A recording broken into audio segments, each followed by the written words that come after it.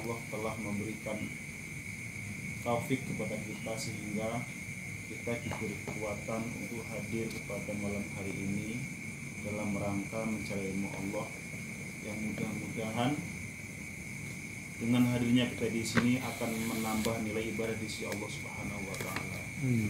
Dan mudah-mudahan apa yang kita kaji akan menambah kualitas ibadah kita kepada Allah Subhanahu wa taala. Selanjutnya selawat dan salam semoga selalu kita limpahkan kepada junjungan kita, yaitu kepangkuan beliau Rasulullah sallallahu alaihi wasallam. Biqaulina Allahumma shalli ala sayyidina Muhammad wa ala ali sayyidina Muhammad. Untuk menyingkat waktu pada malam hari ini saya akan membahas masalah batal-batalnya sholat. Jadi memang awal kajian itu setelah kita masalah tauhid, masalah iman, masalah sujud, yaitu masalah bab-bab yang membatalkan sholat. Mungkin ini sudah pada tahu, alangkah baiknya kalau kita kaji lebih detail lagi ya.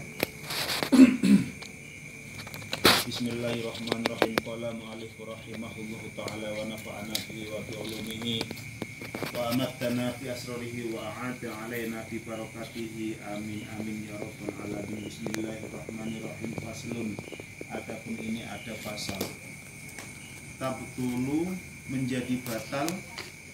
Apa yang batal? As-sholatu, sholat, bi arba'i asyrota, karena ada 14 macam. Jadi yang membatalkan sholat itu ada 14 macam. Mari kita kaji apa saja 14 tersebut. Yang pertama, bil hadatsin, karena adanya hadas. Hadas itu seperti kentut, kan, buang angin atau buang air atau menyentuh istri. Menurut Imam Nawawi adalah membatalkan sholat, tapi menurut Imam Hambali tidak membatalkan sholat ya. Karena menurut Imam Hambali yang dinamakan aula mastumun nisa itu bukan nempel ya, itu adalah jima bersetubuh. Tapi kalau menurut Imam Nawawi aula mastumun nisa, lamsun itu artinya memegang, nempel ya, itu langsung nempel. Jadi menurut Imam Syafi'i sentuhan kita terhadap istri kita adalah membatalkan wudhu ya, karena istri kita itu adalah orang yang kita nikahin, orang yang apabila kita melihat kita bernafsu ya. Pada zaman Rasulullah pernah Rasulullah ditanyain, Rasulullah apabila saya memegang istri saya batal atau enggak? Kata Rasulullah enggak, karena yang nanya itu kakek-kakek, karena kakek-kakek tidak mungkin nafsu ya. Tapi pada suatu saat lagi ditanya lagi sama sahabat, Rasulullah, Kak, saya menyentuh istri saya batal atau enggak? Batal, karena yang menyentuh itu anak muda ya. Yang kedua adalah wafi wuku'in najasati, sebab kejatuhan najis. Ilam tulko, apabila tidak langsung dibuang, halan seketika. Min ghairi hamlin, dengan tidak menyentuh. Cara buangnya dengan tidak menyentuh ya. Yang ketiga adalah karena kejatuhan najis seperti tai cicak ya. Kalau tai cicaknya kering bisa disentil, hilang. Tapi apabila tai cicaknya itu basah, itu akan membatalkan wudhu, karena basahnya tai cicak akan menempel di baju kita. Sayugianya kita nampak lagi sholat, kita batalkan, kita ganti baju, kita wudhu lagi dan lanjutkan sholat ya. Karena di sini apabila basah najisnya maka membatalkan ya. Apabila agak-agak kering maka dengan membuang pakai alat ya, atau saat sholat ini tek, apabila najisnya kering. Apabila basah maka harus dicuci dan diganti. Kalau nggak diganti, dicuci dengan bersih ya. Nanti Di dalam kitab Bulughul Maram ada tata caranya membasuh najis, ada najis mughalladah, najis mutawasithah, ya, ada najis mukhaffafah, ya. Itu nanti akan dibahas. Dan itu Bulughul Maram itu adalah kumpulan hadis-hadis fikih sahih semua, nggak ada yang dhaif di sini.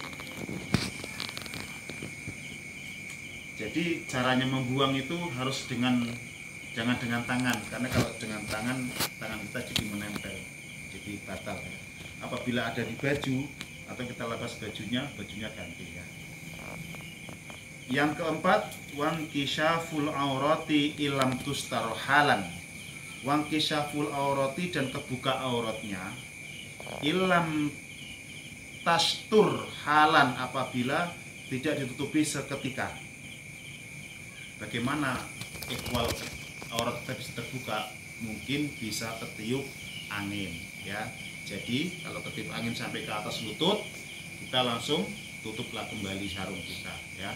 Makanya orang sholat itu alangkah baiknya selain pakai sarung juga harus pakai celana pendek di bawah lutut, itu demi amannya. Karena Rasulullah dulu setiap pakai celana pasti jubahnya sampai bawah lutut, ya.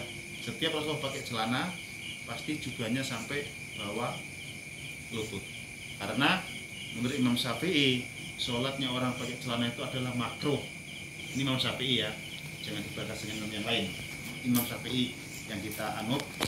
Jadi kalau sholat pakai celana itu makruh karena masih ada bentuk paha kita. Karena auratul rajulin, auratnya seorang laki-laki, baina surah warubah, di antara pusar dan lutut. Tapi daripada memberatkan nanti di luar tidak sholat, bi harfaini au bi harfin mufhimin, kita berbicara satu huruf atau dua huruf yang bisa dipahami, ya, yang bisa dipahami. Contohnya kita tidak tahu nih lagi sholat, terus ada mak kita nanya, Wan, kamu di mana? Nih, gitu kan? Nah, itu tidak boleh karena menghasilkan pemahaman. Ucapannya itu menghasilkan pemahaman. Satu huruf kalau menghasilkan pemahaman maka tidak boleh menjadi batal. Atau kita gitu kan, itu dengan tanda kita untuk memberi kode pada orang, itu pun tidak boleh. Ini di sini wan nutqu bi harfaini au bi harfin muhimin, mengucapkan kata-kata satu huruf atau dua huruf yang bisa memberikan pemahaman kepada orang lain. Amdan, dengan sengaja, ya, amdan dengan sengaja. Ini adalah membatalkan sholat. Yang keenam, wabil mufattiri amdan, yaitu perkara yang membatalkan puasa adalah membatalkan sholat. Perkara mufattir itu adalah perkara yang membatalkan puasa.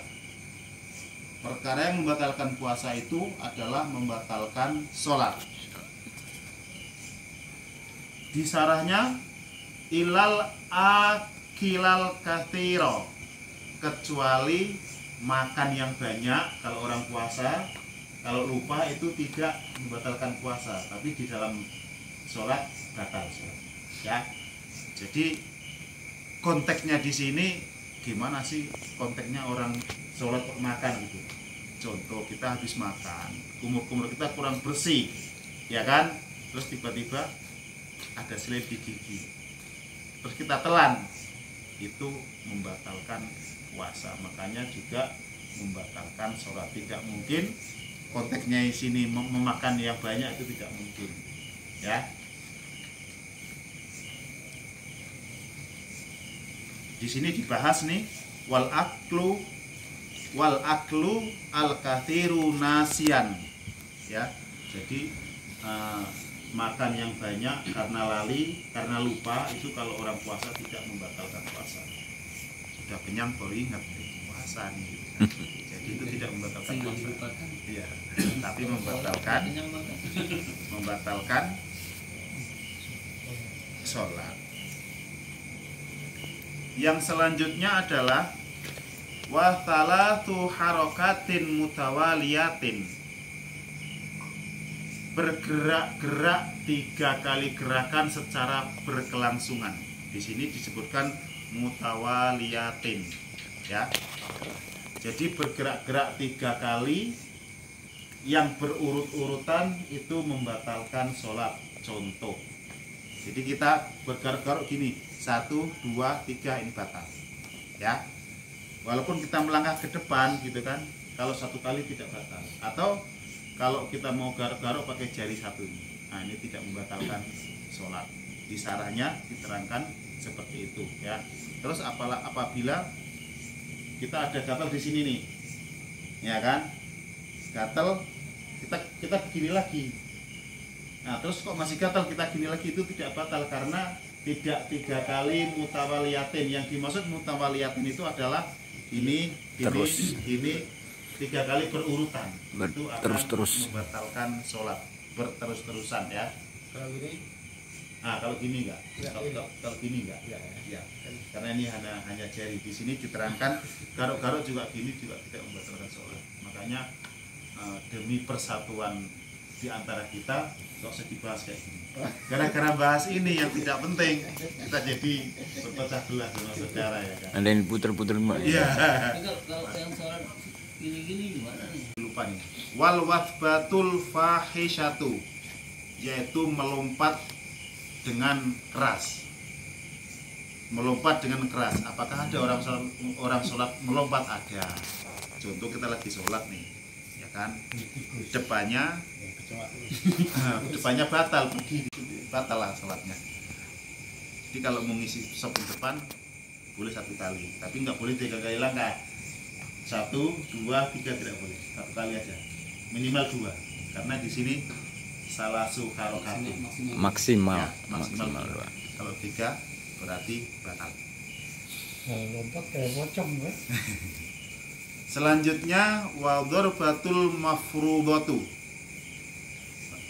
wadharbatul mufradu, ya, yaitu memukul yang sangat kencang. Memukul sangat kencang. Contoh, kita di sini ada nyamuk, pak, gitu ya kan. Nah itu tidak boleh.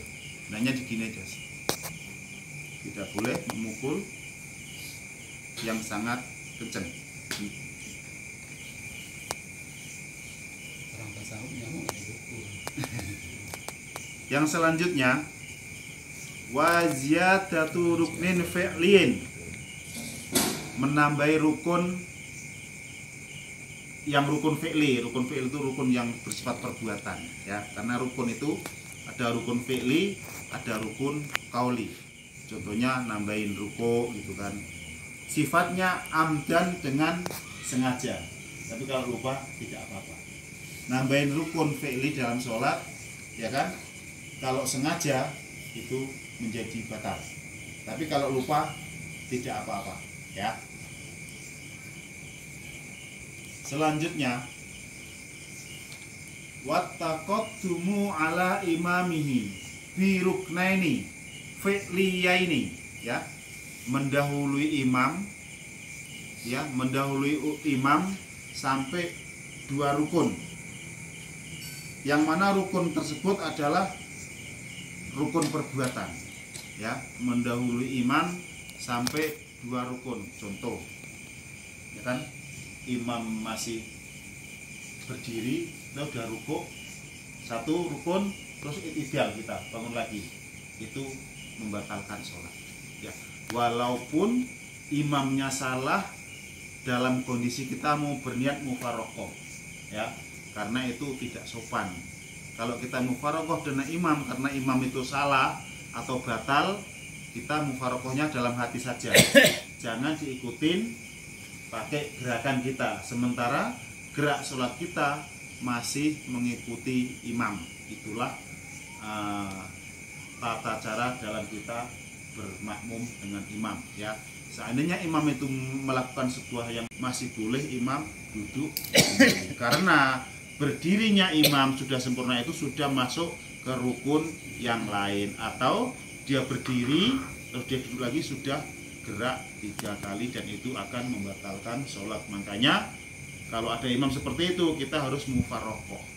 Kalau kita nggak mufarokoh, kita nggak memisah, kita sholatnya ikut batal, ya. Karena itu sudah batal imamnya. Itu adalah ilmu yang harus kita ketahui, dan banyak sekali kejadian ini di masjid-masjid. Apabila imam salah, lupa baca tahiyat awal, sudah berdiri sempurna, jamaah bilang subhanallah, duduk kembali. Terus apabila imamnya ini punya ilmu, dia sudah berdiri sempurna, jamaah bilang subhanallah, dia tetap berdiri saja, jangan duduk lagi. Tapi imam harus menunggu apabila ada jamaah kita atau makmum kita yang menyempurnakan tahiyatnya, ya. Jangan pula nanti makmum kita lagi menyempurnakan tahiyat,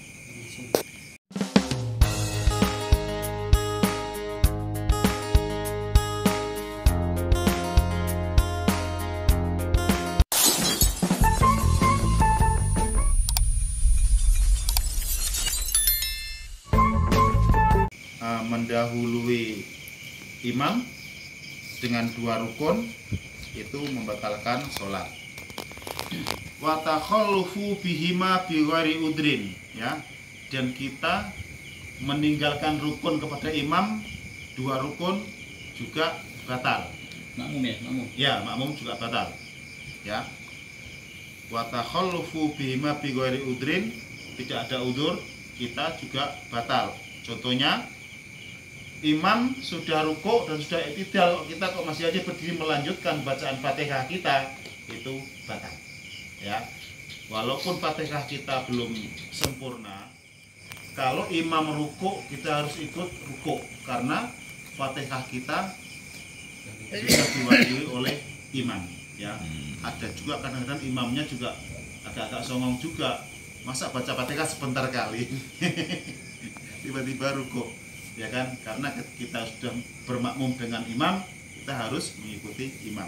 Jangan sampai imam sudah rukuk 1 rukun, terus i'tidal sudah 2 rukun, kita masih Fatihah, berarti sholat kita batal. Ini peraturan, ya. Wata selanjutnya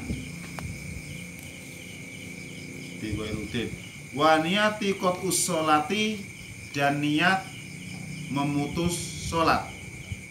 Wa ta'liqu qat'iha, dan menggantungkan untuk memutus sholat.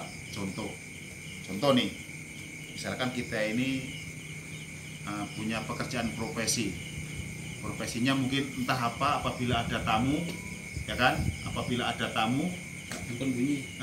Atau handphone bunyi, nah aku nanti kalau ada tamu atau handphone bunyi kan duit masuk nih, aku membatalkan sholat. Dengan berniat seperti itu sudah batal sholatnya, ya. Di niat memutus sholat karena sesuatu itu sudah batal, ya. Kita niat memutus sholat karena ada sesuatu, itu adalah membatalkan sholat. Jadi kalau sholat ya sholat aja, yang lain tinggalkan semua, ya.